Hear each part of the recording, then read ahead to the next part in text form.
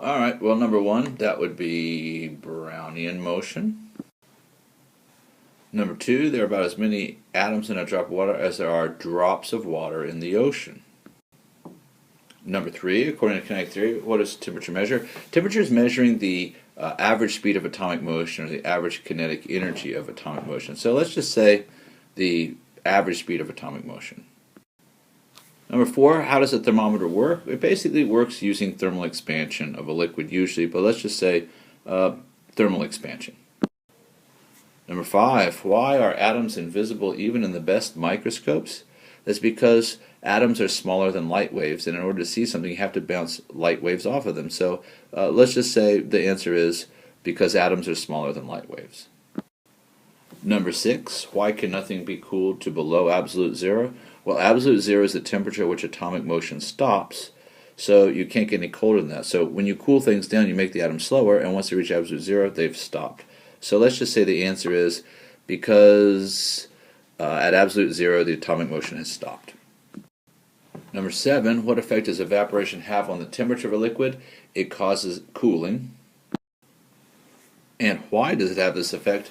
Because in evaporation, the fast atoms leave and the slow atoms stay. How is evaporation different from boiling? Boiling happens at one temperature, at the boiling point, and evaporation happens at any temperature. Boiling happens throughout the liquid, and evaporation only happens at the surface. How is it similar to boiling? They both involve a change from the liquid state to the gas state. Number nine, what happens to the pressure of a gas if the volume increases? So if the volume increases, that means the atoms are farther apart, and therefore the pressure will decrease. And I'll just draw a little down arrow. The pressure will decrease. Number 10, what happens to the pressure of a gas if the number of molecules in the container increases? So if I add atoms, there are more to bump, so therefore the pressure should increase. I'll draw a little up arrow. If you couldn't tell, that's an up arrow. Sorry about that. And sorry about the burp too. Number 11, what happens to the temperature of a gas if the pressure increases? So remember, pressure and temperature are directly related. Whatever one does, the other one does the same. So if the pressure goes up, so does the temperature. It goes up.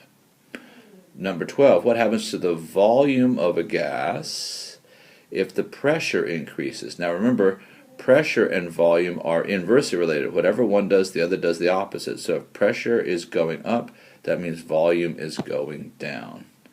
And I got to take my dog outside, so I'll be right back. Alright, number 13, what happens to the pressure of a gas if the flow rate increases? In other words, if the gas is flowing faster. So remember when I did that demonstration where I had the tube of air that was blowing up real fast and the ball hung in the air? It's because fast air equals low pressure. So if the flow rate goes up, then the pressure goes down. What I would just say to remember is temperature does the same thing as whatever it's with. So if temperature goes up, pressure goes up. If temperature goes up, volume goes up. If you don't have temperature, then it will do the opposite. Number 14.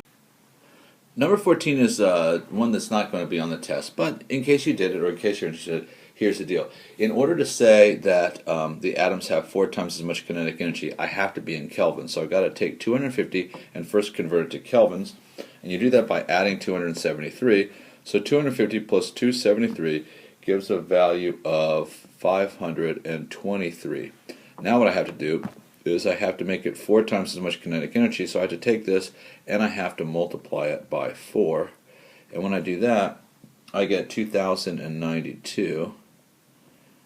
Now that's Kelvin, so now in order to turn it back into Celsius, I have to take away 273. And when I do that, I get 1,819 degrees Celsius. That's 4 times hotter than 250. Number 15, which two of the following are true for liquids? Let's just see. Now in liquids, the atoms can move past each other, that's true, and the atoms are touching each other, so B and D would be true. A would be true for solids and C would be true for gases. 16. What did Fahrenheit want 100 degrees to equal? Well, he actually wanted, what did he want 0 degrees to equal? He wanted 0 degrees to equal a mixture of salt and ice, which was the coldest thing he could produce. Number 17, what does Celsius want 0 to equal? He wanted 0 degrees to be melting ice. Number 18, what is absolute 0 in degrees Celsius? And kids, this is an important number to know because it's how you convert to Kelvin. So the number to remember is negative 273 degrees. And sorry, but my iPad doesn't do the degrees sign, so I'll try to do it here. You go, degrees Celsius. There we go. All right, number 19, I'm going to convert 719 degrees Celsius to kelvins. Now, the way I remember it is kelvins do not have negatives, so therefore I'm going to add 273 to this. And so if I add 273 degrees to 719, I come up with 922. 992 is what I meant to say. 992 kelvins. And you don't say degree kelvins. 20. What is a comfortable room temperature in degrees Celsius? Now, we could argue about this all day, but generally speaking, we consider room temperature to be 20 degrees Celsius. All right, we're going to use this graph here to answer questions 21 through 24. So let's go up here now. All right, let's see, where is... All right, we're not going to quite fit here. Wait, watch this. Now we will. Ha! Okay, let's try 21. Is this a substance, a solid, liquid, or gas at 400? So what you want to do is put an S at, when you look at these heating curves, you always have 3 slopes and 2 plateaus. The coldest sloped area is always where it is a solid. The middle sloped area is where it is a liquid. And the uppermost of the 3 sloped areas is where it is a gas. And so the question is the substance a solid, liquid, or gas at 400 degrees Celsius? Temperature is always the y-axis on these graphs. Here's 400, so I come across and that puts me in the liquid range. It is a liquid. 22. What is the boiling point of this substance?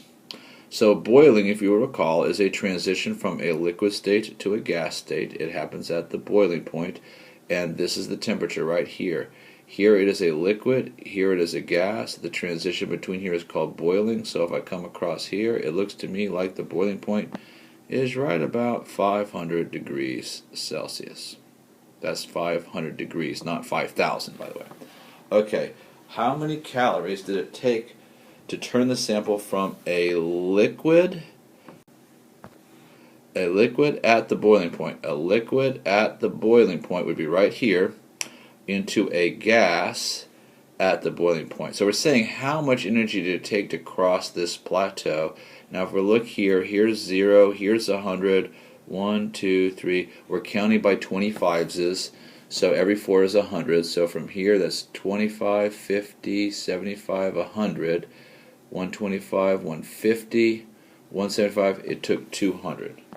The answer is it took 200 calories to make that transition. Let's see, and what is the heat of fusion? Now, the amount of calories per gram to cross here is called the heat of vaporization because you're turning it into a vapor. From solid to liquid is called the heat of fusion. So what I need to know is how many calories per gram did it take to get from here to here, to turn from a solid at the melting point to a liquid at the melting point. So the first thing I got to figure out is how many calories did it take? Well, it took 25, 50, 75, 100, and 25, and 50, 175, 200, 225. It took 250 calories. But I have to say calories per gram. So how many grams did I have? Well, I had 12 grams, so I have to divide by 12 grams. And that's going to give me, well, hang on a second here, 250 divided by 12. That's 20.8 is what I just got. Let's see, 20.8 calories per gram. Alright, let's keep going here. Ooh, looks like we got some gas law problems, people. Okay, now we get down to the nitty gritty. Okay, a balloon has a volume of 3.4 liters. You know what I'm going to do? I'm just going to say liters, that's volume. In fact, that's what it started at, so I'm going to call it V1. At a temperature of 22 degrees Celsius, well, Celsius is temperature, so I'm going to go ahead and call that T1. Now, if you leave the heat on high for several hours, you return, you find the balloon to have a volume of, okay, look, I have a new volume, so that's going to be V2, but you can't find a thermometer, so you decide to use Charles's law. Well, how smart of you to calculate the new temperature. What is the new temperature? Careful, careful, careful, in degrees Celsius. So that's going to be T2. So the equation I'm going to use is V1 over T1 equals V2 over T2. That's Charles' law. Remember, you've got to convert temperatures into kelvins. So let's just go ahead and see what we've got here. So what we're going to have is V1 is 3.4 over T1, which is 22 degrees in kelvins. That's going to be 295 equals the new volume, V2, is 3.65 liters over T2. So here's what I'm going to do. I'm going to go ahead and take this and turn it into a number, and then I'm going to swap these two numbers here. So I'm going to figure out what this number is, and then I'm going to come over here and swap it and put T2 over here. So that's going to give me is T2 equals 3.65 over 0.0115, and so on. Okay, and basically this right here is what I got when I took these two numbers and divided this by that, and then I swapped them. I got it to get T2 out of the denominator. So now I just have to say this divided by that. Since this is a small number, I should get a pretty big number. So let me go ahead and figure out what that is. Well, that gives me a value of, that gives me a value of 317 kelvins. But looky here, folks, it said in degrees Celsius. What a stinker, Mr. Simpsons, for asking that. The way you turn things into Celsius is, instead of adding 273 to go to Celsius, you're going to subtract 273. So I'm going to take away 273, and that's going to give me, hang on a second, minus 273. That's going to give me 44 degrees Celsius. That wasn't so bad, was it? Please don't be mad at me. Let's try the next one. Alright, ooh, an unfortunate scuba diver has the bends. That means there's nitrogen bubbles in the bloodstream. Not good. Okay, so we have a milliliter bubble. So that is going to be V1. Blocking the flow of blood. This is not good in one of the capillaries. So the ambulance, the pressure is, that's P1. I'm just going to write it right here. That's P1. How big, that's going to be V2, is the bubble going to be when he's in a hyperbaric chamber at this new P2. So this clearly looks like Boyle's law to me, which means we've got P1 V1 equals P2 V2. Now let's just substitute these in. So what do we get for, so let's see, what we have here is this right here. I think that's a 1.02 is P1. So I'm going to say 1.02 times, I'm going to use times V1. V1 is right here. 2.3 times 10 to the minus 4 equals, and then P2 is 3.8 times V2. So to solve for V2, all I have to do is undo what's being done to V2. It's being multiplied by 3.8. The opposite is to divide by 3.8 and do it to both sides. So I'm going to divide both sides by 3.8. And when I do that, I'll find that V2 equals, hang on, I'm going to do some calculation. I'll be right back. Okay, now I hope you use your EE key when you enter this value right here. Remember, the way you would enter that is you'd say 1.02 times 2.3 EE key minus 4. You don't have to say times or 10. You don't have to use the parentheses. You just divide by 3.8. Well, when I did that, here's what I got. I got 6.17 times 10 to the negative 5. So yes, I got that bubble smaller, and I saved this gentleman's life. All right, let's try number 27. Let's see, the gas cylinder will rupture at this pressure here. Okay, that's good to know. Now, it has a pressure of 300 psi when stored at this temperature. So what I've got now is I've got a pressure, call it P1, and a temperature, I'll call it V1. Now there's a fire in the building and the temperature reaches a new temperature, a very high temperature. Oh dear, that's going to be T2. Excuse me. And the question is, will the cylinder rupture? Which is really to say, what is P2? So what we're really looking for is P2. So this is Gay-Lussac's law. If you recall, that means what we've got is P1 over T1 equals P2 over T2. And remember, we've got to convert to Kelvin. So P1, 3000 psi over, I'm not going to put 21, I'm going to say 21 plus 273. That gives me 294. Equals P2, which is what I'm trying to find, over, I'm not going to say 1,000, I'm not going to say 1,100, I'm going to say 1,100 plus 273, which that would be 1373. Now I have to undo what's being done to P2. Right now P2 is being divided by this number here, so that means I have to multiply both sides by that number. And when I do that, I will get the following.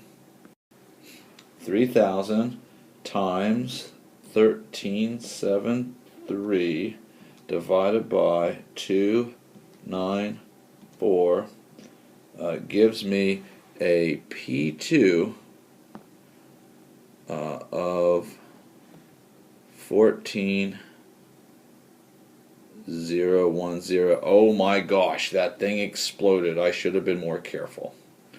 28. Let's see what we've got on number 28. I have a volume, I have a pressure, I have a temperature, and I want to know what would the new pressure be at this volume. Oh, look at that. I've got pressure, volume, and temperature. This sounds to me like the combined gas law, and darn it, I didn't give myself much room. But here you go. It's going to be P1 V1 over T1 equals P2 V2 over T2. So let's just start substituting in here.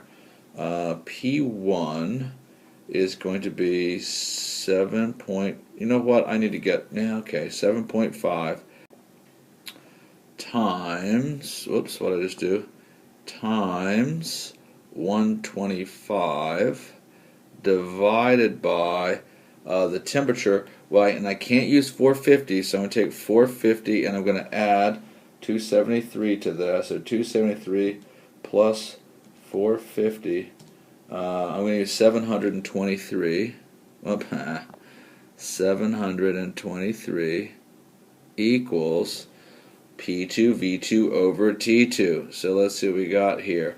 P2, well, that's what I'm looking for. So I'm looking for the pressure. If the volume is now 150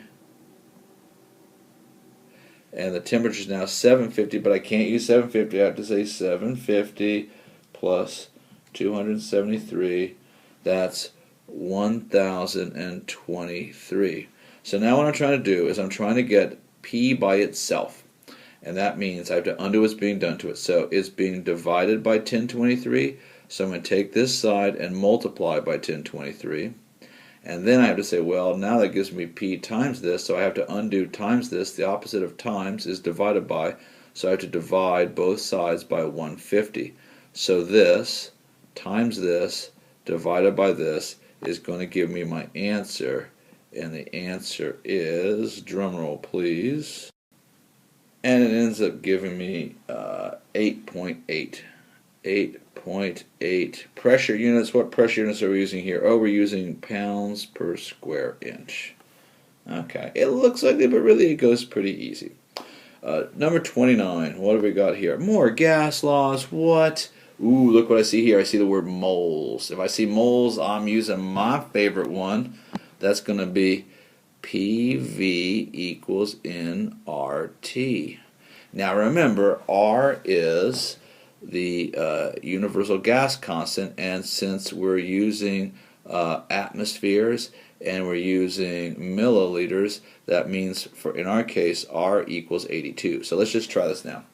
The P in this case is 3.2 times, what is our V? Our V is 50 milliliters equals N, which is 0.00696 moles of atoms, times R. R is always 82. It is a constant. And that 82 is then times PV equals nRT. So we're looking for the T. And let's just go ahead and calculate that out. So what I'm going to do is I'm going to multiply 3.2 times 50, and then T is being multiplied by this, so I'm going to divide this side by this, and T is also being multiplied by 82, so I'm also going to divide this side by 82, and when I've done that, what I end up getting is T equals 280, but that's 280 kelvins. To turn into Celsius, you have to take away 273. And when I take away 273, I believe that gives me, oh, you know what, I'm just going to use my calculator. I think it gives me 7, but I don't want to say the wrong thing. Yeah, it gives me 7. All right, so the answer is 7 degrees Celsius. All right, let's do this next section here. Now, my advice to you on this next section here is to do this. But please don't do it actually on the test. But in your mind, at least, here's what you've got to do. You say, look, picture a number line here, all right? Over here is where it's hot. Over here is where it's cold. All right, so down here somewhere is absolute 0. Up here is absolute hot, okay? So the idea is if you are below the melting point, if you're colder than the melting point, you are a solid. Once you heat yourself above the melting point, you melt and you become a liquid. And then if you continue to heat it, it begins to boil. And once you get above the boiling point, it's now a gas. So just in your mind's eye, just picture a number line and just say, where on the number line is the value I'm given? Is it in the solid range, the liquid range, or the gas range? Let's just give that a try. So number 30 says, at what temperature scale is being used here? Well, let's see. I'm going to look at water, and I see water has a melting point of 0 here. Therefore, it must be the Celsius scale. Celsius. Number 31, in what phase is iron at a temperature of 2,600? So here's iron. 2,600 is right about here, and that's in the liquid range. So I say liquid. Alright. At what temperature would ammonia change from a gas to a liquid? So let's find ammonia, and it would change from a gas to a liquid at this temperature right here, minus 33. Number 33, is it possible to boil, I like this question, to boil mercury in a lead container? Okay, so mercury boils at 356. Lead melts, here's the melting point of lead, at 327. So when I tried to before I could get my mercury to boil, my container would melt. So the answer is no, because it would melt first. Number 34. What happens to iron when the temperature drops from 1800 to 1500? So let's find iron. Let's go to 1800 degrees, which would be about here. And if I drop to 1500, I'm going from a liquid to a solid, and that is called freezing. Even though it's very hot, it is still going to be freezing. Which one of the following, number 35, asks us, would explain why solids have a definite shape? Now, a definite shape has to do with the fact that the atoms cannot move past each other. They're locked into place. So the answer is right there. And let's see what else we got here. All right. Okay, number 36. Which two of the following are not possible? Okay, well, let's see. Bottom line is there's no problem having any high temperature, but the lowest temperatures you can have is absolute zero. So if I look here, negative kelvins wouldn't happen. So you cannot have negative kelvins. Absolute zero is 0 K, and you can't get colder than that. 0 K in Celsius is negative 273, and this is colder than that. So you cannot have temperatures below absolute zero because you can't get atoms slower than stopped. Number 37. Oh, I told you this would probably be on the test, and here it is. If hot air rises, why is it cold at the top of Mount Rainier? And the answer is going to be because as air rises, the pressure drops, and when the pressure drops, so does the temperature. Okay, it's time for some art. Draw an airplane wing and explain how it creates lift. Okay, I'll try my best. Here you go. Here's my airplane wing that has an airfoil design, which means the top is curved and the bottom isn't.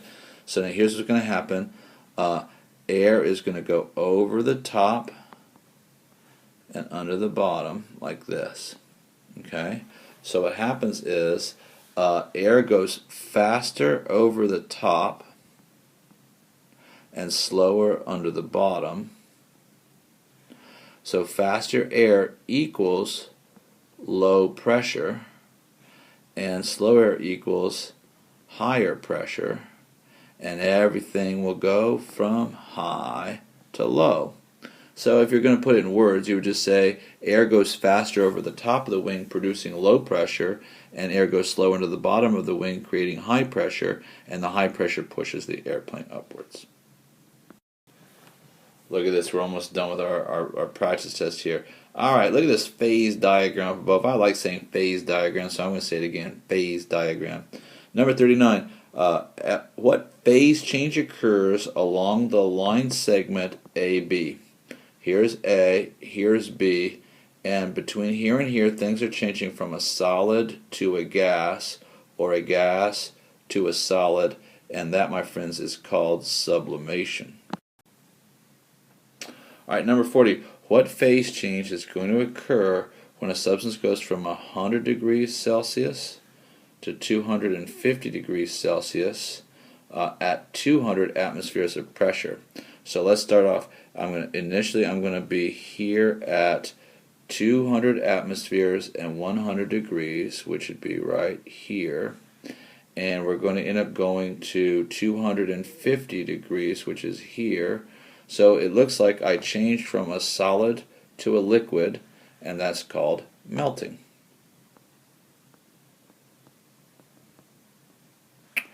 (41) What phase change happens when the substance goes from 300 atmospheres to 100 atmospheres at a temperature of 250 degrees Celsius?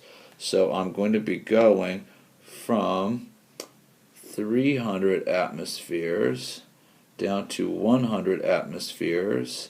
That means I'm dropping from the liquid state and I'm going into the gas state. So when a liquid turns into a gas, that is called boiling. So let me go ahead and write that in there. That's going to be boiling. What is the critical temperature of the substance above? Now, the critical temperature is the highest temperature at which the substance can exist as a liquid. And so what you do is you just take the lower branch and go all the way to the end.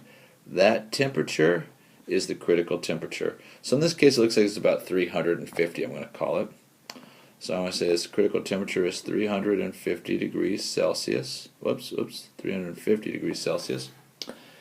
Number 43, the substance can boil, freeze at the same time if the pressure is blank and the temperature is blank. In other words, what is the triple point of this is what we're looking for. So the triple point of this one is right here. This is where it can be both a solid, a liquid, and a gas. So it's going to have a pressure of 100 and it's going to have a temperature of 200. So it says when the pressure is, I already forgot, the pressure is 100, whatever units we had, and the temperature is 200. Hey, we finished our homework. Congratulations. I hope you study for the test and do well.